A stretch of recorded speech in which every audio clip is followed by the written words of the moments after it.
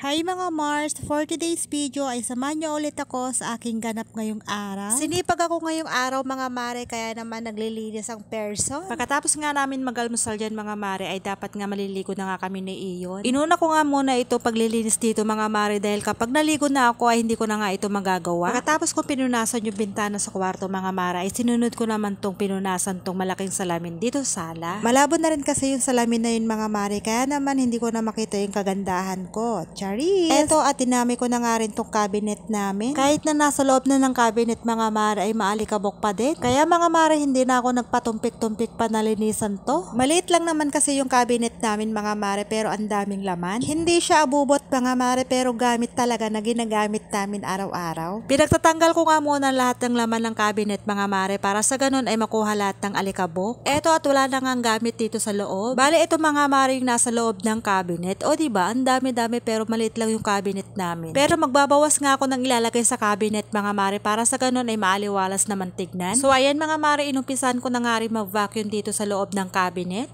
Mas maganda nga mga mare na vacuum nga yung gagamitin dito para sa ganun ay lahat ng maliliit ng alikabok ay makukuha niya. Lahat ng kasulok-sulukan nga dyan mga mare ay vacuum ko na talaga. Tsaka isa pa kagandahan ng may vacuum mga mare ay iwas sipon, char. Kapag walis kasi mga mare ay nasisinghot ko nga yung alikabok. Pagkatapos nyan mga mare ay pinunasan ko naman ng basang-basahan.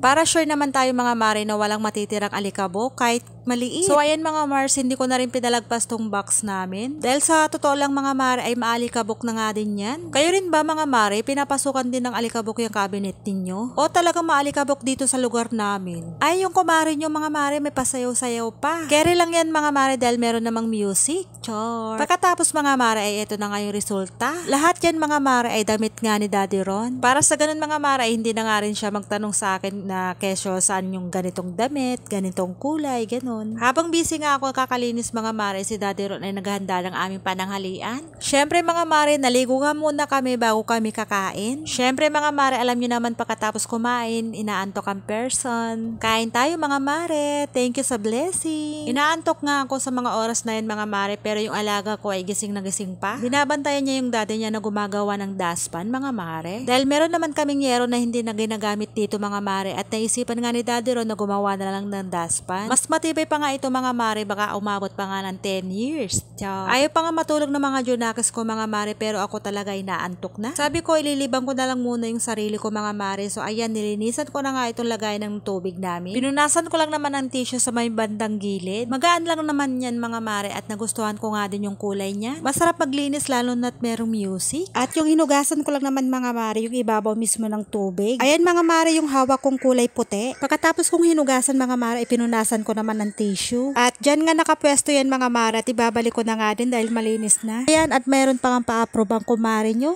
Ayan, at binuhat ko na nga din dahil ilalagay ko nga dun sa lagayan niya. At pinalagay ko na nga rin kay Daddy Ron yung tubig namin dahil ang bigat. Pagkalipas nga ng ilang oras mga mare ay nakatulog na nga din kami. Nagising na rin ako dyan mga mare pero dalawa kong anak ay tulog pa. Nakita ko kasi itong pang-BP mga mare kaya naman sinubukan ko naman na. Baliktad. Hindi naman ako high blood mga mare at normal nga lang yan. Na high blood nga lang ako kay Daddy Ron mga mare. Char. Joke lang at bawal nga magalit mga mare.